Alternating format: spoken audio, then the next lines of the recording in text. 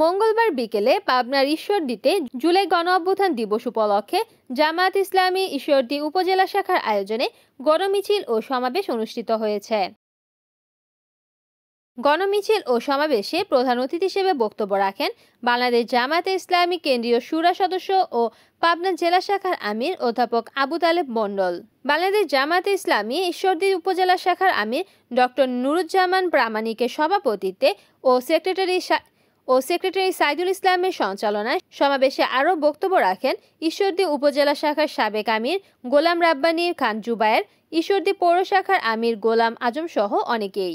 বাংলাদেশের মানুষের বুকের উপরে যেই ফেরাউন 17 বছর চেপে বসে জগদ্দল পাথরের মতো গণতন্ত্রের টুটি চেপে গণতন্ত্রকে হত্যা করার জন্য মানুষের উপরে ফেরাউনের মতো চেপে বসেছিল, সেই অপশক্তিকে এদেশের লক্ষ লক্ষ মানুষ বুকের রক্ত দিয়ে হাজার হাজার জীবন দিয়ে খুন হয়ে এই ফ্যাসিবাদকে উৎখাত করা হয়েছে।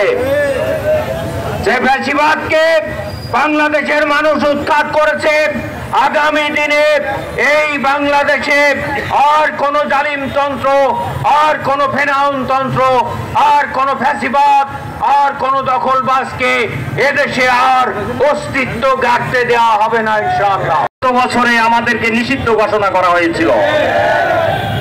আল্লাহর মার দুনিয়ার ভাই 5 তারিখে আওয়ামী লীগকে বাংলাদেশের জনগণ চিরতরে নিষিদ্ধ ঘোষণা করেছে।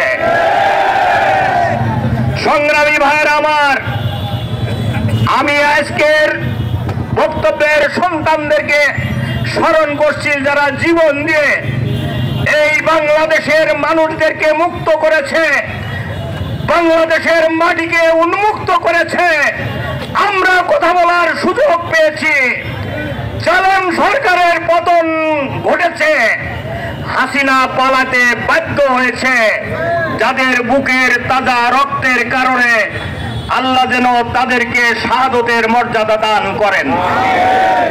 যারা এখনো হাসপাতালের বেডে আহত অবস্থায় রয়েছে, আল্লাহ যেন দ্রুততার সহিত তাদেরকে সুস্থ করে দেশ গড়ার কাজে নিয়োজিত হবার তৌফিক এনায়েত করেন। রিপোর্ট করেছেন পাবনা প্রতিনিধি তুহিন হোসেন, NN TV।